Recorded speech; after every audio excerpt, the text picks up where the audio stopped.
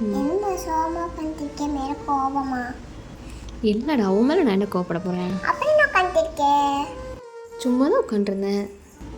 சரிம்மா பசிக்கிறா?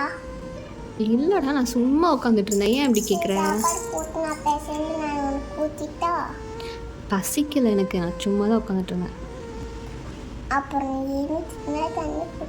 தண்ணி எடுத்துட்டு வரட்டா?